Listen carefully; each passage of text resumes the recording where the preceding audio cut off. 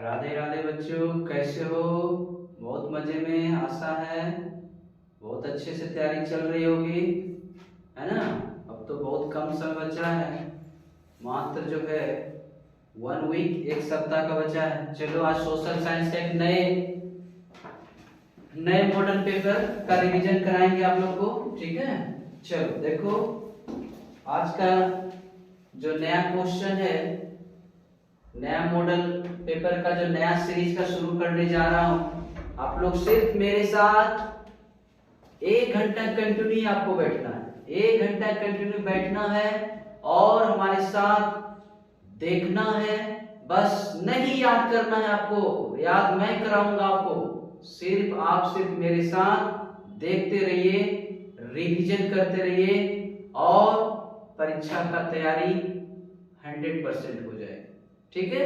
चलो शुरू करते हैं। सब्जेक्ट सोशल साइंस, एमसीक्यू, है ना, जो आप लोग जावे करते हैं। टोटल क्वेश्चन 80 रहेगा, उसमें से आपको चुन चुन के 40 बनाना है। तो आज फिर नए सीरीज, नए तरीके से मॉडल पेपर लेके आया हूं। चलो स्टार्ट करते हैं।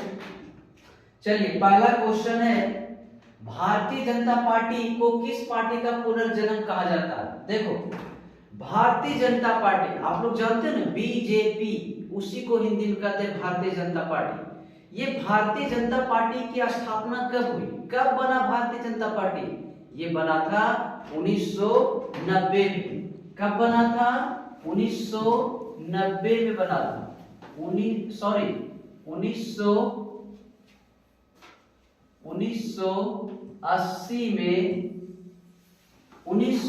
में भारतीय जनता पार्टी बना था।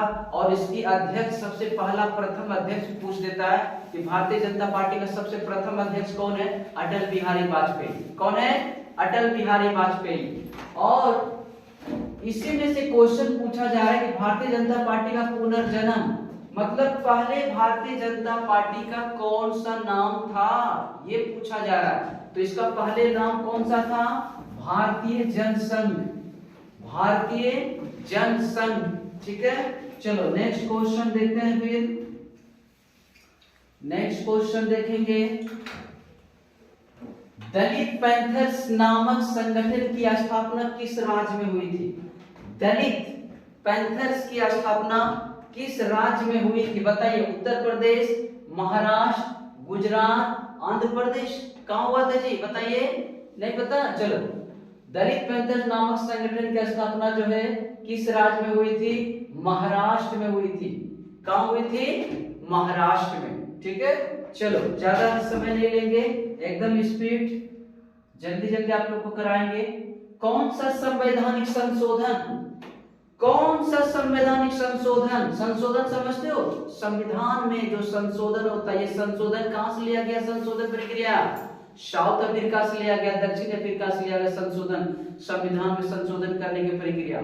उसी में से कहा जा रहा है कि कौन सा संवैधानिक संशोधन नगरीय स्थानीय स्वशासन से संबंधित है। देख लो बाबू, हमारा जो सरकार है, पिछले क्लास में बताया कि सरकार 3 स्तर का चलता है, एक केंद्र सरकार, एक राज्य सरकार और तीसरा है स्थानीय लेवल का, उसको कहते हैं स्व स्थानीय सरकार। वो स्व स्थानीय सरकार भी हमारे यहाँ 2 तरह से है, एक शहरी क्षेत्र में जहाँ पर नगर पालिका होती है, और ग्रामीण क्षेत्र में जो होता है वो ग्राम पंचायत स्तर पर होती है। तो उसी में से आपको पूछा जा रहा है कि ग्राम पंचायत जो नगरीय स्थानीय स्वशासन है, उसमें संशोधन। देखो, अगर ये नगरीय रहे, शहरी रहे, तो समझ जाना ये 74वां संविधान संशोधन हुआ था, 74वां। और अगर ग्रामीण रहता, पंचायत स्तर पर रहता, पंचायती राज पूछता, पंचायती स्तर पर से अगर पूछा जाता, ठीक है, पंचायत स्तर पर अगर पूछा जाता, पंचायत स्तर, तब ये 73वां होता। चलो समझ गए? अगर शहरी, ये नगरीय स्थानीय पूछ रहा है बाबू, देखो क्या पूछ रहा है? नगरीय पूछेगा तो 74वां, और अगर पूछेगा पंचायती राज मतलब ग्राम पंचायत पूछेगा तब 73वां होगा। क्लियर? चलो नेक्स्ट क्वेश्चन, चलिए नेक्स्ट क्वेश्चन देखिए अब क्या कह रहा है। बलवंत राय मेहता ने अपने प्रतिवेदन में कितने स्तरीय पंचायती राज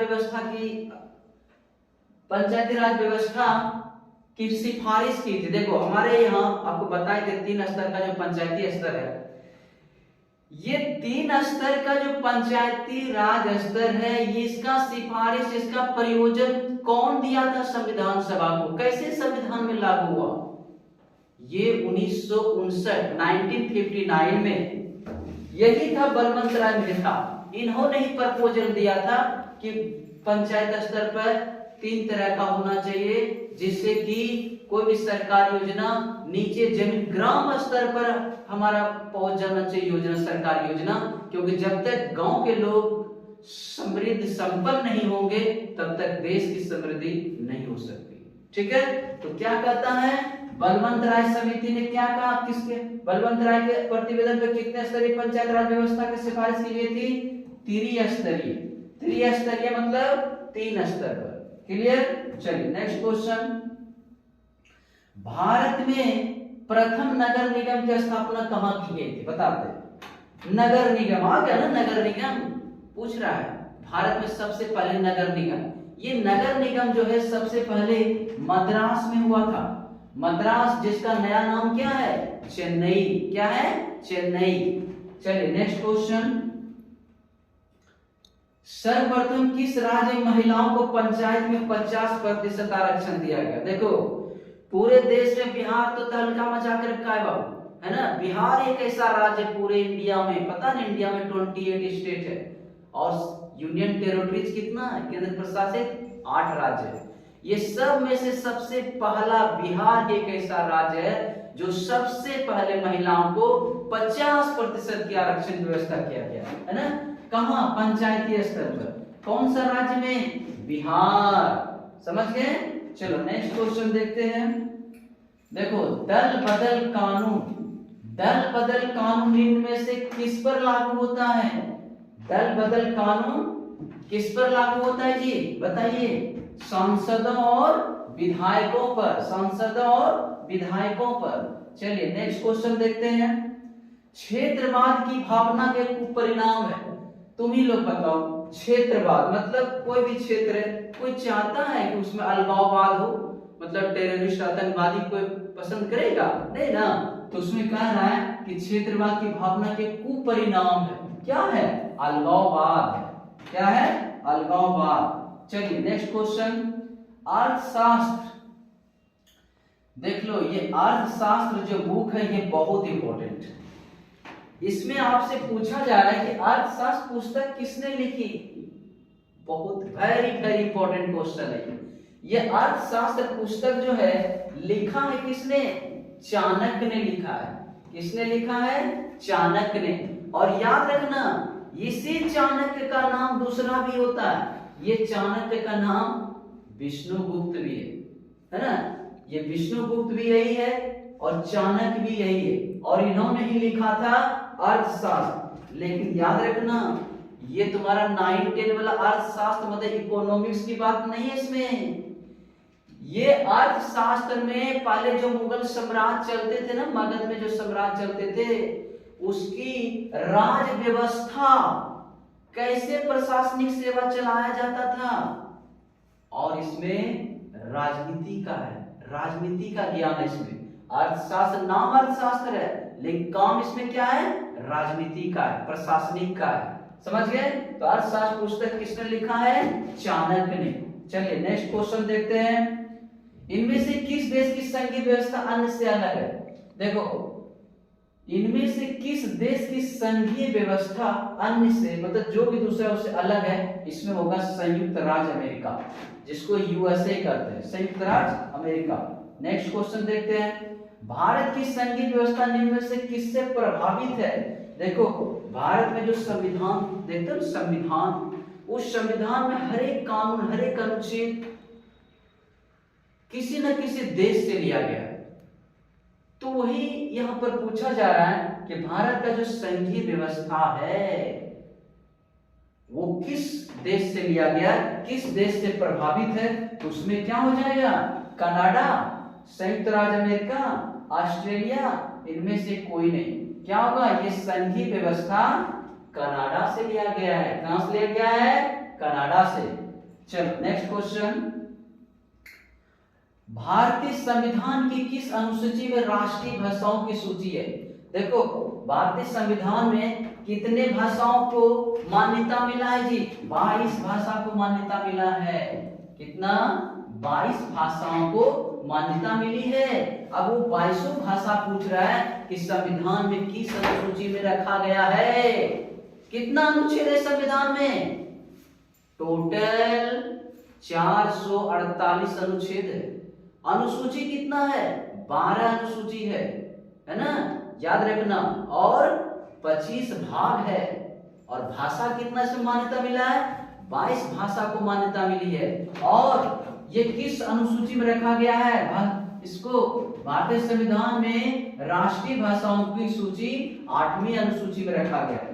कौन सूची में रखा गया है? 8वीं अनुसूची में रखा गया है। इसको याद रखना बाबू। चलो नेक्स्ट क्वेश्चन देखते हैं, राज्य विधानसभा के चुनावों को कराने की जिम्मेदारी किसकी है? आप बताइए।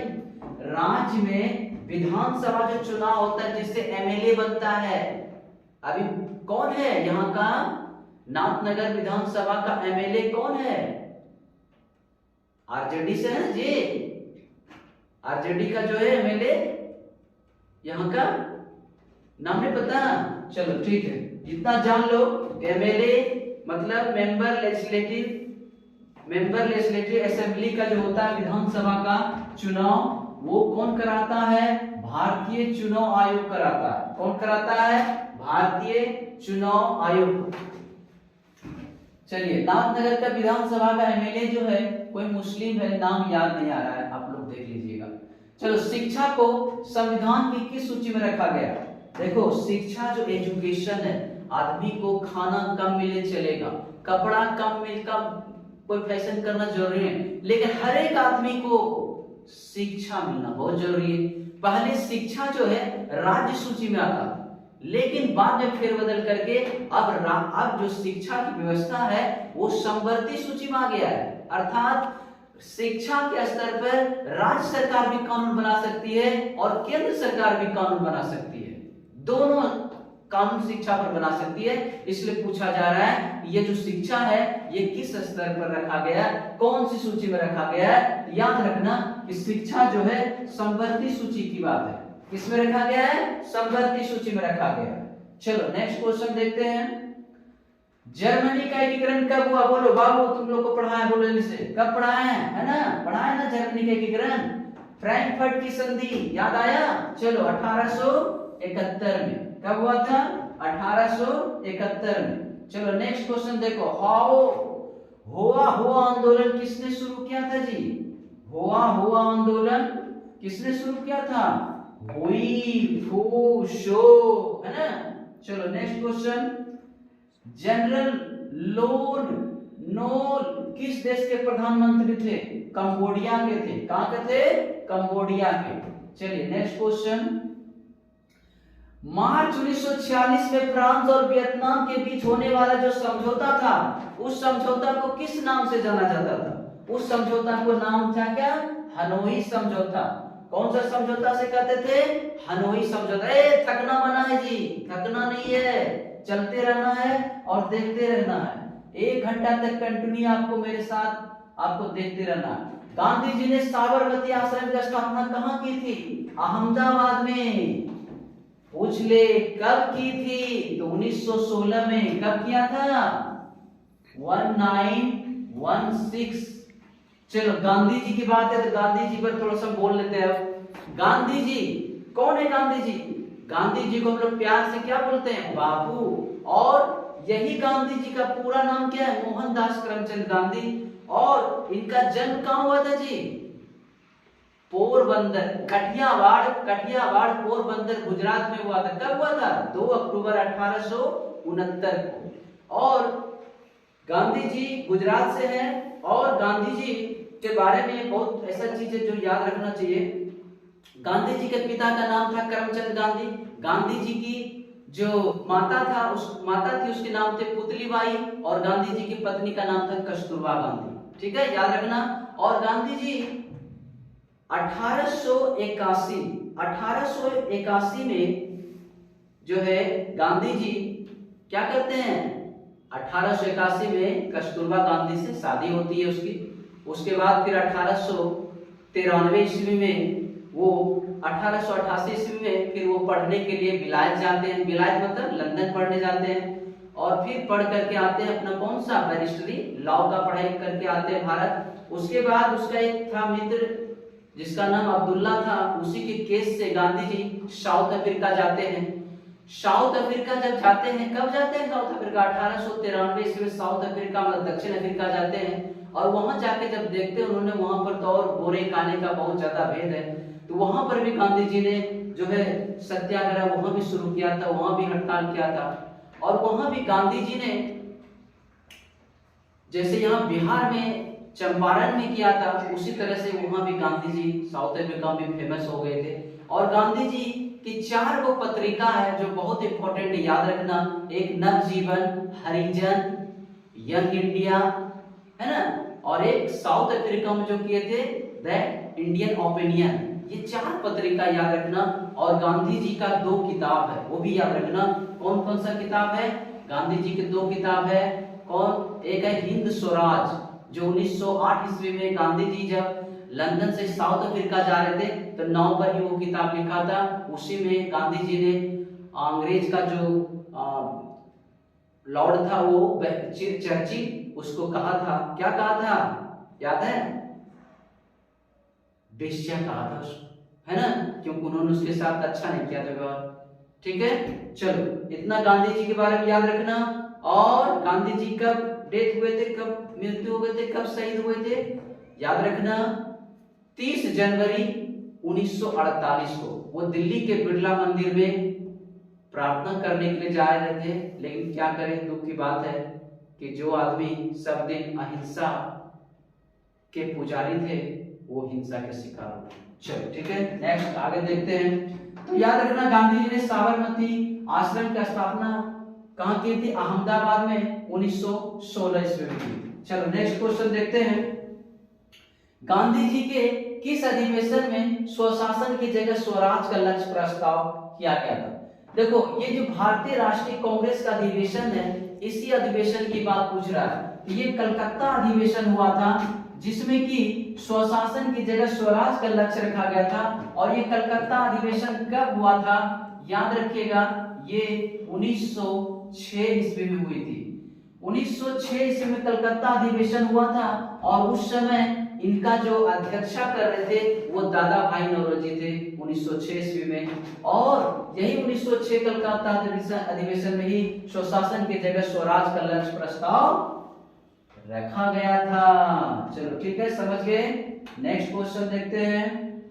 दांडी यात्रा से किस आंदोलन की शुरुआत होती है। अब दांडी यात्रा जानते हो ना, गांधी जी जो है 12 मार्च 1930, गांधी जी 12 मार्च 1930 को साबरमती आश्रम से दांडी की यात्रा करते हैं। किस लिए, नमक कानून को तोड़ने के लिए, है ना। और वो 5 अप्रैल 1930 को वो दांडी पहुंचते हैं और सुबह ही 6 अप्रैल 1930 को नमक समुद्र के पानी से फेन से नमक बना करके और अंग्रेजों के विरुद्ध नमक कानून को तोड़ते हैं। उसी में से पूछा जा रहा है कि दांडी यात्रा से किस आंदोलन की शुरुआत होती है। जैसे 6 अप्रैल को नमक कानून तोड़ते हैं, बस तुरंत ही वहां पर सो विनय अवज्ञा आंदोलन शुरू हो जाता है गांधी जी का।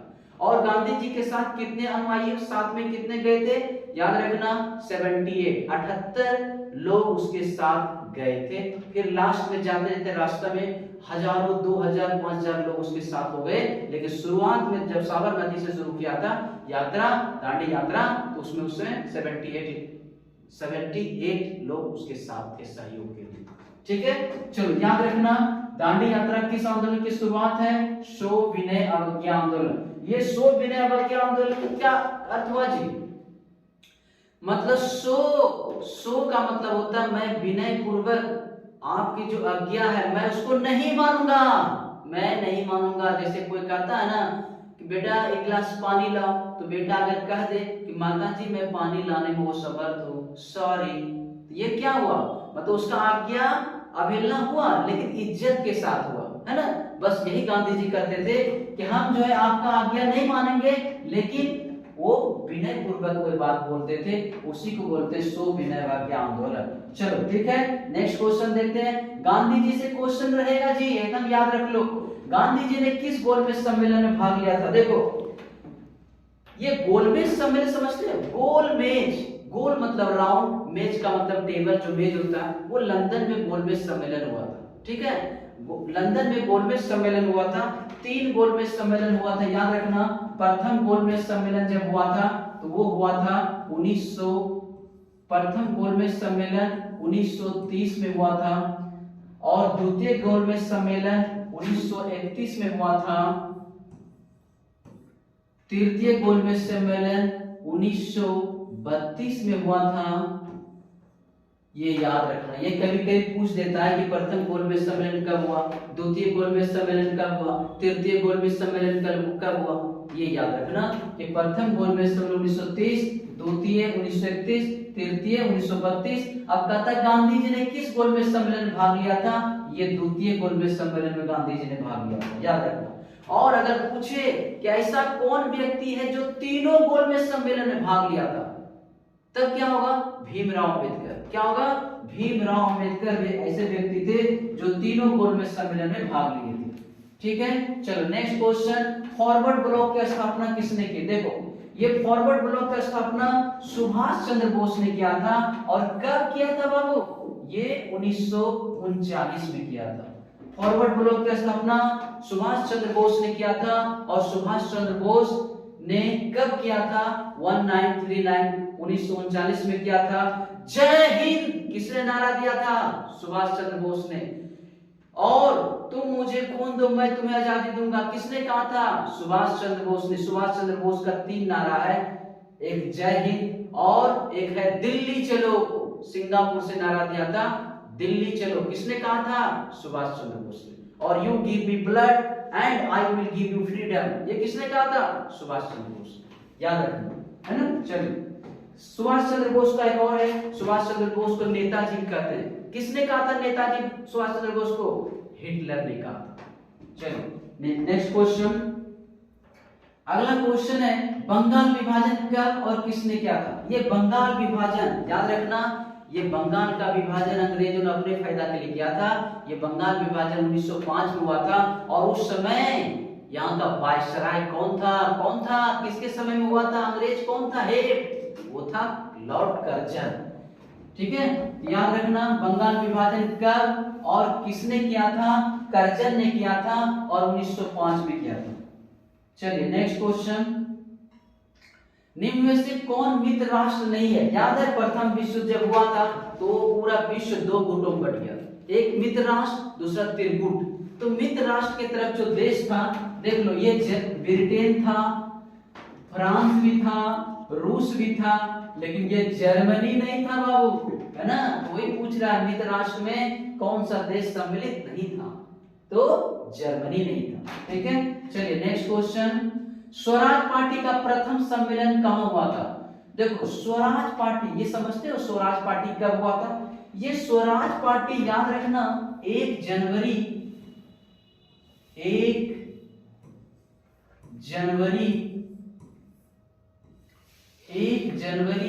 1923 ईस्वी को स्वराज पार्टी की स्थापना हुई थी। किसने किया था, मोतीलाल नेहरू और चित्तरंजन दास, जिसको देश बंधु कहते हैं। मोतीलाल नेहरू, चित्तरंजन दास, ये दोनों व्यक्ति ने मिलकर के 1923 ईस्वी में स्वराज पार्टी की स्थापना की। तो क्वेश्चन आपसे पूछा जा रहा है स्वराज पार्टी का प्रथम सम्मेलन कहां हुआ था, तो याद रखना इलाहाबाद में हुआ था। ठीक है, चलो नेक्स्ट क्वेश्चन, इनमें से किसने पावर लूम का आविष्कार किया था। Edmund Cartwright. चलिए नेक्स्ट क्वेश्चन, न्यू डील नामक नवीन आर्थिक नीति कहां लागू की गई थी। याद रखना बाबू, अमेरिका में की गई थी। कहां किया गया था, अमेरिका में किया गया था। 1991 में सोवियत संघ के ब्रिटेन को उपरांत कौन सा देश महाशक्ति के रूप में उभर कर आया, तो ये जब सोवियत संघ किसको कहते हैं, रूस को, आज जिसका नाम रूस है वो पहले उसी का नाम सोवियत संघ था और 1991 में इसका विघटन हो गया था, अर्थात अलग अलग क्षेत्र में कुछ बढ़ गया था। और उसके बाद जो दूसरा देश महाशक्ति के रूप में जो उभर के आया वो कौन था, वो था संयुक्त राज्य अमेरिका, जिसको इंग्लिश में यूएसए कहते हैं, United states of America. Next question देखते हैं, इनमें से कौन देश दक्षिण का सदस्य नहीं है। ये दक्षिण का सदस्य नहीं है, अर्थात इसका पहले है कौन, भारत तो है, भूटान भी है, बांग्लादेश भी है, तो कौन नहीं है, इंडोनेशिया नहीं है, इंडोनेशिया नहीं। चलो नेक्स्ट क्वेश्चन देखते हैं, जब तक तोड़ेंगे नहीं तब तक छोड़ेंगे नहीं, एकदम याद रखो, एकदम लगे रहो, एकदम जब भी रात में पूरा दम पकड़ा करो, एकदम याद क्या करो, एकदम पूरा कदम उठा के, जब भी नींद लगे पानी साथ में छींटा मार लो, बरंडा में चलो, ठीक है, अभी नहीं तो कभी नहीं, बहुत कम समय है, एकदम लगे रहो मेरे साथ। चलिए नेक्स्ट क्वेश्चन, रूसो किस देश का रहने वाला था, याद रखना ये रूसो फ्रांस का रहने वाला था, ठीक है। चलिए नेक्स्ट क्वेश्चन, अल हिलाल का संपादन किसने किया था।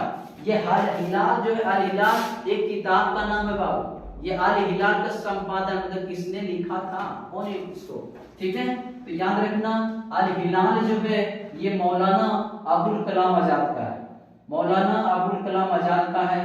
गुटेनबर्ग ने सर्वप्रथम किस पुस्तक की छपाई की थी, बाइबिल की छपाई की थी। चलिए नेक्स्ट क्वेश्चन देखते हैं, महात्मा गांधी ने इनमें से किसका संपादन किया था, याद है ना महात्मा गांधी के बारे में बताएं।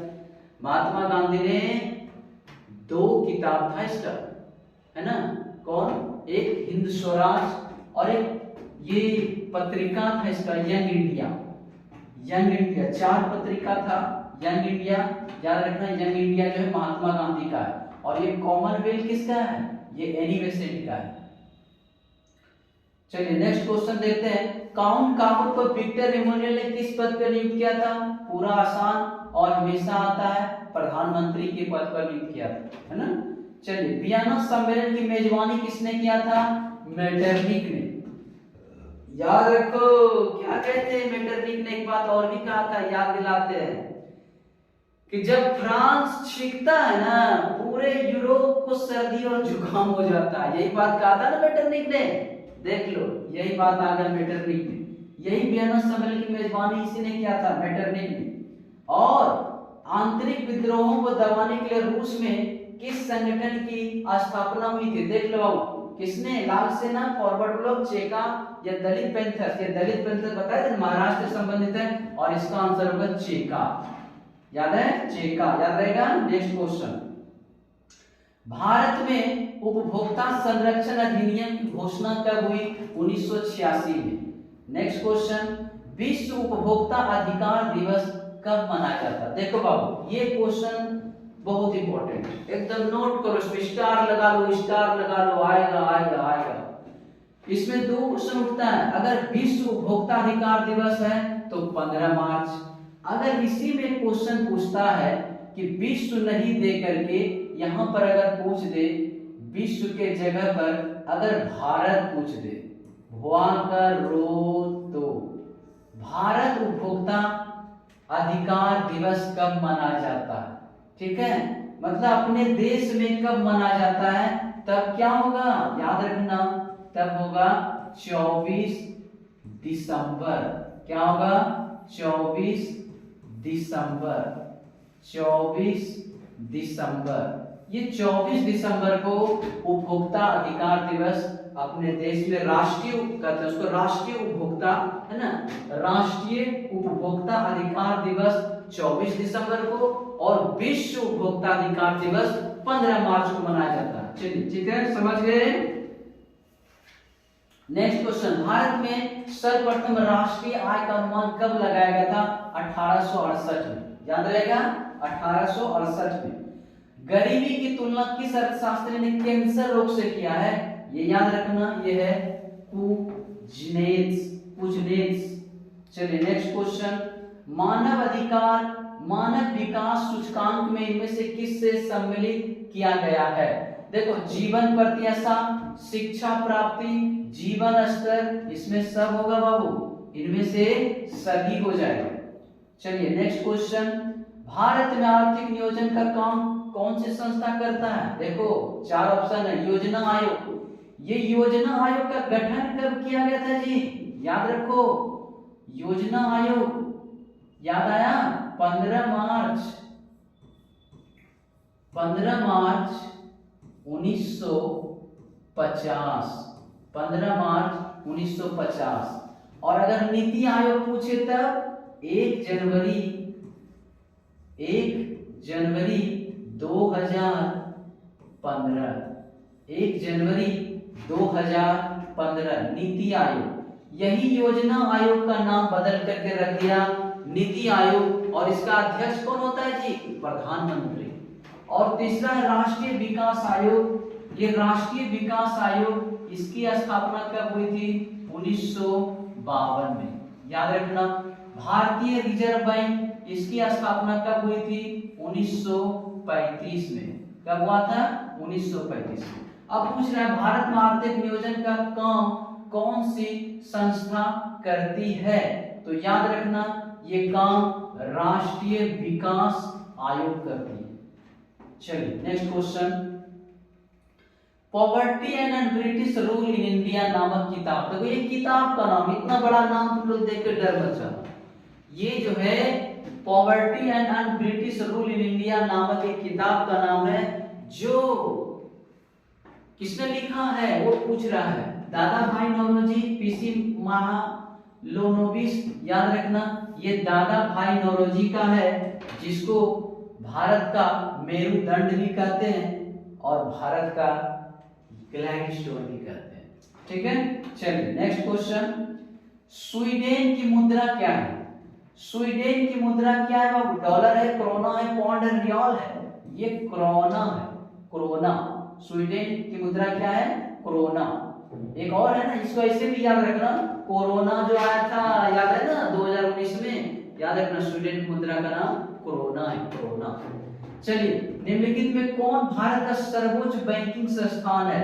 देखो सबसे बड़ा बैंक होता है भारतीय रिजर्व बैंक, इससे बड़ा कुछ नहीं होता। सब बैंकों का बैंक यही है, भारतीय रिजर्व बैंक।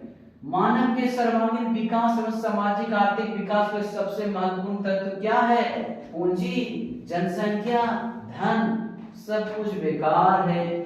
धन रहे, पूंजी रहे, जनसंख्या भी रहे, लेकिन अगर आपके पास शिक्षा नहीं है, आप पढ़े लिखे नहीं हो, ज्ञान नहीं है आपके पास, सब कुछ बेकार है। लोग ऐसे भी ठग के लेके चला जाएगा, है ना। तो सबसे इंपॉर्टेंट क्या है? शिक्षा। शिक्षा होनी चाहिए। सर्वांगीण विकास के लिए शिक्षा बहुत महत्वपूर्ण है। चलिए नेक्स्ट क्वेश्चन, इनमें से कौन भारतीयों के जीवन निर्वाह का मुख्य साधन है? देखो जानते हो ना, हमारे भारत में 70% लोग कृषि पर निर्भर है। कोई रोजी रोजगार नहीं है। लोग सब दिन कृषि खेती कर रहे हैं, खेती गृहस्थी कर रहे हैं, क्या करेंगे? पढ़े लिखे उतना नहीं, है ना। तो मुख्य साधन क्या है लोगों का? कृषि है, याद रखना, कृषि। प्राथमिक क्षेत्र में कौन सी आर्थिक क्रियाएं शामिल है? खनन, विनिर्माण, संचार, यातायात। याद रखना ये खनन है। सोने के आभूषणों की गुणवत्ता सुनिश्चित करने के लिए किस मानक चिन्ह का प्रयोग किया जाता है जी? हॉलमार्क। याद है ना, हॉलमार्क। नेक्स्ट क्वेश्चन, इनमें से किस संस्था का गठन 1954 में किया गया था? अब ये पता कर लो। योजना आयोग 1950 में, योजना आयोग 1950 में किया गया था। और ये राष्ट्रीय विकास परिषद बताया था आपको 1952 में किया गया था। हाँ, और ये क्या है? केंद्रीय सांख्यिकी संगठन। इनमें से किस संस्था का गठन 1954 में किया गया था? ये 54 में केंद्रीय सांख्यिकी संगठन का किया गया था। याद रखना 1954 में, 1954 में किस संस्था का स्थापना हुआ था? केंद्रीय सांख्यिकी संगठन, जिसको हम लोग बोलते हैं central statistical organisation.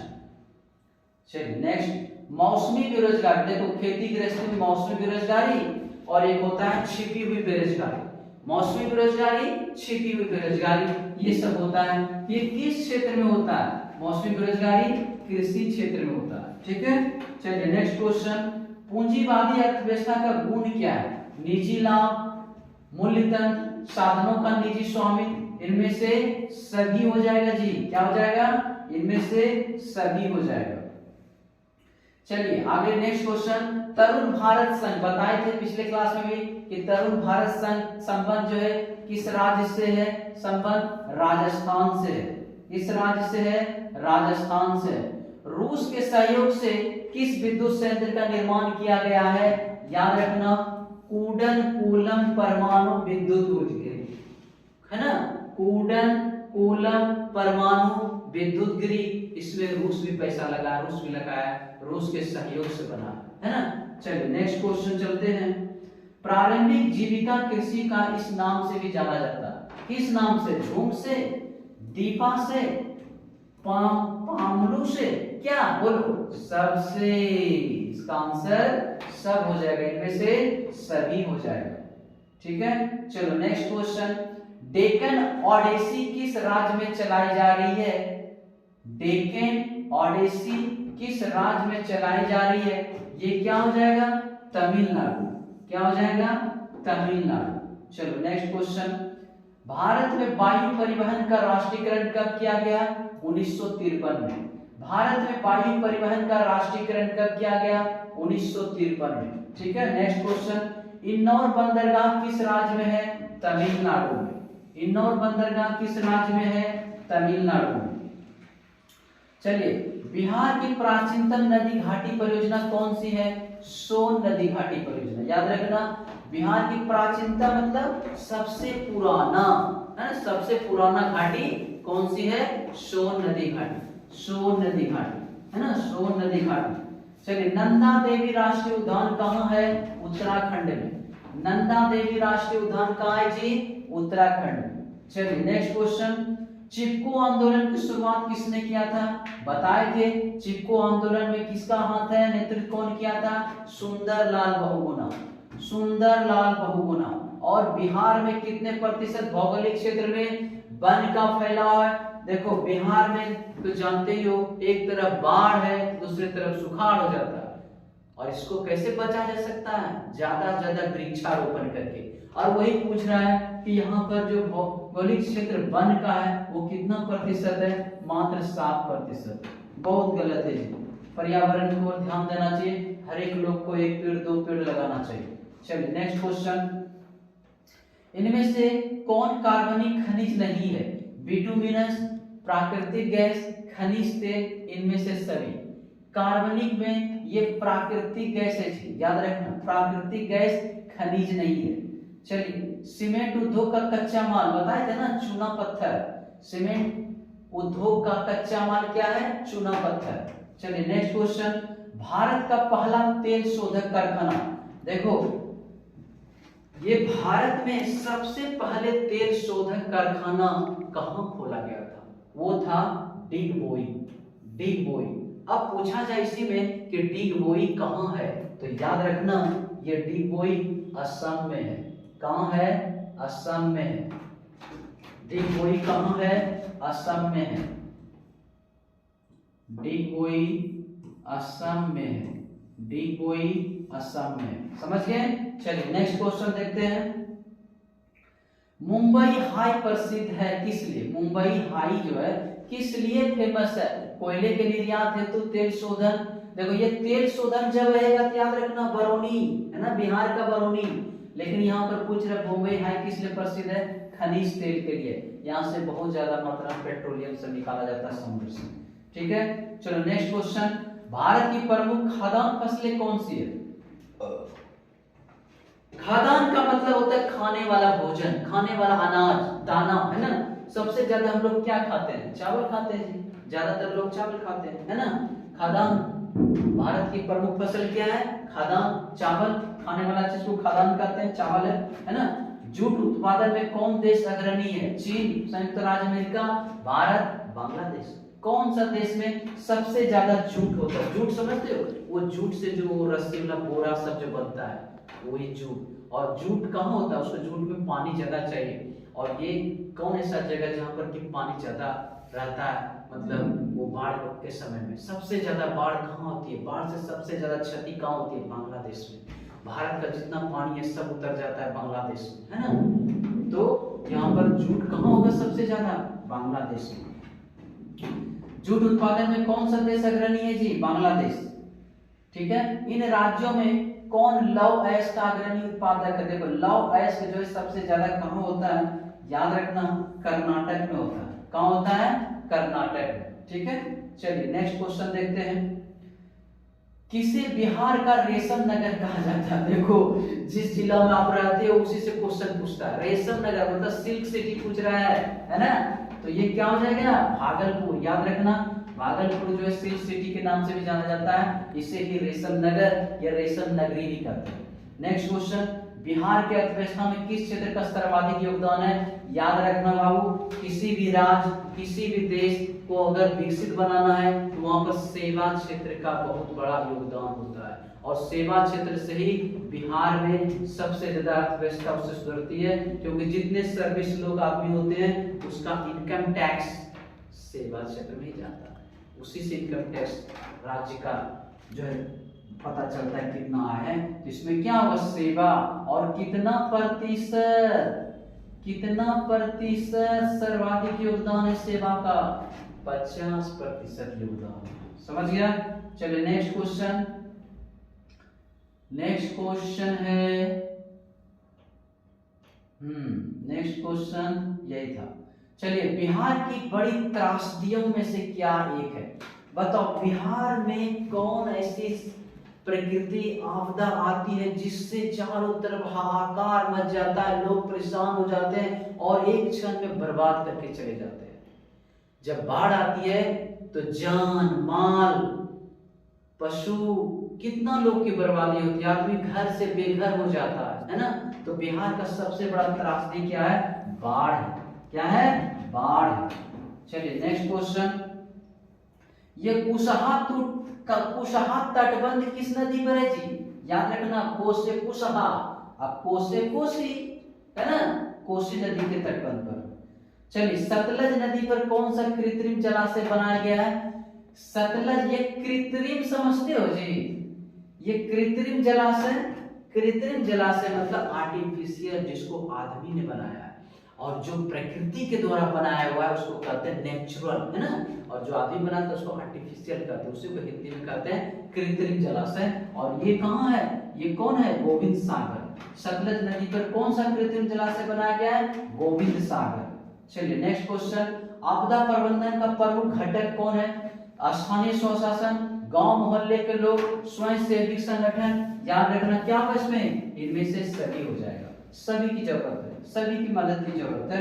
Next question देखते हैं, सुदूर संवेदी उपग्रह का प्रयोग किस लिए किया जाता है। संसाधनों की खोज के लिए किया जाता है, संसाधनों की खोज के लिए किया जाता है।